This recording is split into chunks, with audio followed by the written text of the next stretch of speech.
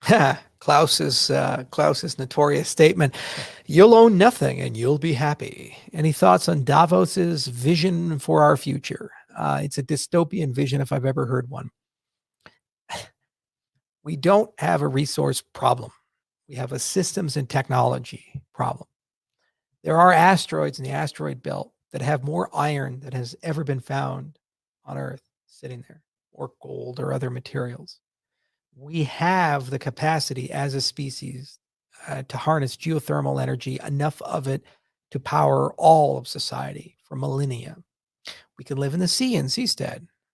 We can live underground. We can go vertical. We can do all kinds of things if desired. We can become a multiplanetary species. There's a group of people in Davos, this elite circle, who think they speak for the world, and they have this thing called the Great Reset, and they believe capitalism has failed.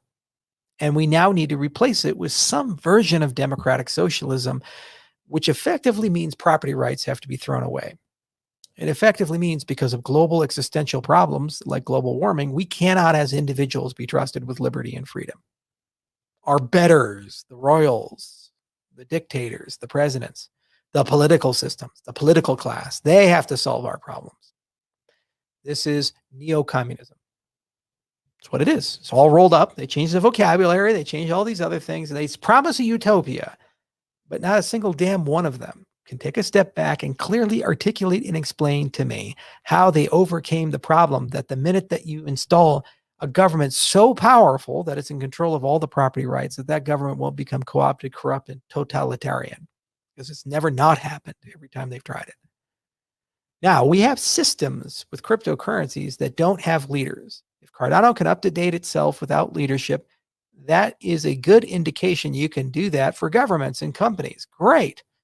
In the next 10, 20 years, we're going to take those things for a spin. And if they work, we should push for nation states to go down that road, because you can preserve and protect liberty and freedom and property rights, but you can encode in the system parameterizations that respect environmentalism, parameterizations that respect long-term thinking. Here's a great thought experiment if you don't believe me. Capitalism can solve all your problems. Here's how. You create another currency. That's all you got to do. Okay, so you got today money, the US dollar. Rawr. Go to work.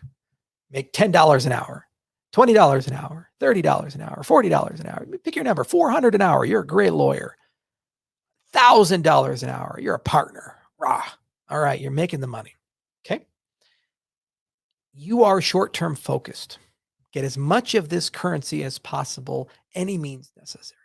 Let's say your wealth is now two currencies: today money, future money. Future money you can only earn by doing something good for future you who lives in the year 2200. Today money you earn the same way you earn it today. You need both to buy shit. Suddenly, capitalism's working differently. The utility and value of you recycling, planting a tree, taking care of people, volunteering, educating your neighbor, building a system that is preservable for hundreds of years is equivalent, in some cases more valuable than the short-term stuff. That is the key. That's what is missed in this whole Davos, you'll own nothing and be happy, great reset. They're thinking too narrowly. What they have to do to win the game is change the game. They have to change the way economics work. You have to create new currencies. For example, global warming. Right now, if I was to go to Ever and try to build a geothermal power plant, it's like $40 million to build a 3.5 megawatt plant.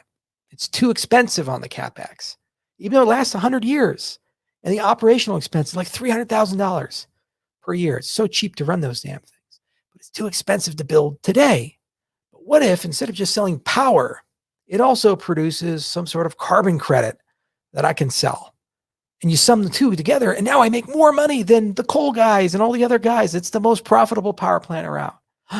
Having a second currency means that is the most profitable infrastructure to build, and everybody's in a rush to build it, and it displaces all the bad power.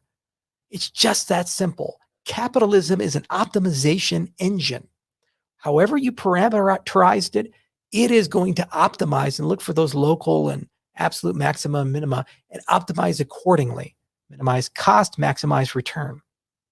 So by parameterization, it tells you where you can minimize to. That's the point of regulation. And by parameterization, where you're maximizing to. If you're maximizing future money and today money, then the only way that works, and the only way you can be rich in a system like that, is by doing a lot of good for people in the year 2200. People you'll never meet because you'll be dead. Change the game to win the game. The Davos people don't do that. They like writing books and charging $100,000 for a seat at the table for companies. And they talk a lot about global warming, but can't land your private jet there because the airport is full. And you can't land a helicopter there. Every 15 minutes, a helicopter is landing because it's full. And I don't know how you can fly on a private jet if that's your whole shtick, but okay. And they tell us how we should live our lives. Well, they're most of them born into positions of wealth and privilege. They got Rockefeller or Rothschild or these other things in their last names, or they're part of those families, and they've never worked a real day in their lives. When they graduate from their private school, they get to go to a very prestigious university that's been around for hundreds of years that their family members attended, and they get their requisite degree, and then they get to go run one of the family businesses. And then they think in their head, because they've always been rich and powerful, that they know the secrets to life. All they know are the secrets to life in a monarchy, secrets to life where they're in charge. And, we Americans, we're a little different.